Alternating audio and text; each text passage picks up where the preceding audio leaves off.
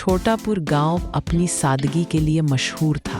वहाँ न कोई मॉल था, न मल्टीप्लेक्स और न ही ठीक से मोबाइल नेटवर्क आता था।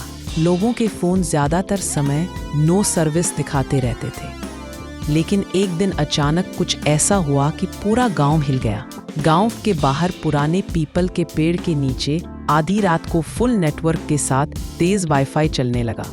पहले तो किसी ने ध्यान नहीं दिया, लेकिन जब कई लोगों के फ़ोन एक साथ तेज़ी से चलने लगे तब सब चौंक गए। रामू हलवाई सबसे पहले बोला, अरे भाई, ये ज़रूर किसी भूत का काम है। इतने साल से ये पेड़ खड़ा है, आज तक नेटवर्क नहीं आया। मुन्ना तपाक से बोला, भूत वूत कुछ नहीं होता, सरकार की कोई नई स्कीम आई होगी। लेकिन सच्चाई तब सामने आई जब रात को गांव के कुछ लड़कों ने उसी पेड़ के नीचे बैठकर पूरी रील्स देख डाली और सुबह सबकी आंखें लाल थीं। धीरे धीरे अफवाह फैल गई कि पीपल के पेड़ में वाईफाई वाला भूत रहता है। कोई कहता वह अंग्रेजी बोलता है, कोई कहता वह मोबाइल चार्ज भी कर देता है। डर का आलम यह था कि दिन में लोग उस रास्ते से गुजरते थे, लेकिन रात को वहां जाने से कतराने लगे। एक रात गांव के स्कूल मास्टर जी भी जिज्ञासा में पेड़ के पास पहुंच गए। जैसे ही उन्होंने मोबाइल निकाला, तुरंत नेटवर्क आ गया। तभी उनके फोन पर एक नोटिफिकेशन आया, नेट स्लो है, कुछ जुगाड़ करो। मास्टर जी के हाथ से फोन गिरते गिरते बचा। वो कांपते हुए बोले, हे भगवान, अब भूत भी डेटा मांगेगा। अगली सुबह पूरे गाँव में हंगामा मच गया। पंचायत बैठी, कुछ लोग पेड़ कटवाने की बात करने लगे तो कुछ ने हवन पूजन कराने की। आखिर तय हुआ कि रात को सच्चाई का पता लगाया जाएगा।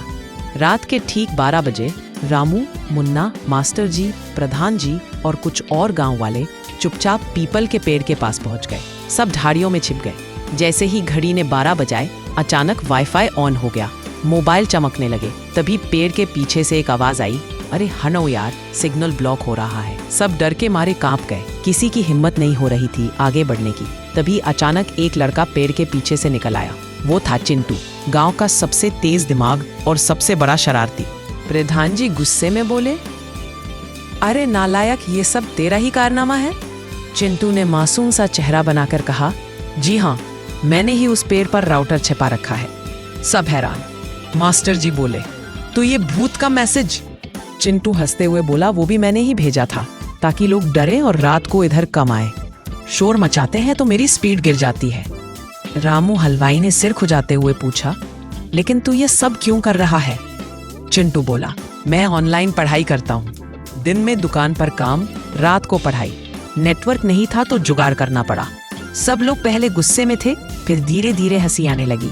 प्रधान जी ने हंसते हुए कहा, तो हमें भूत नहीं, गांव में आईटी एक्सपर्ट मिल गया है। इसके बाद तय हुआ कि अब पीपल के पेड़ को कोई भूतिया जगह नहीं मानेगा। दिन में खेती, कामकाज और रात में उसी पेड़ के नीचे गांव का पहला डिजिटल अड्डा बनने लगा।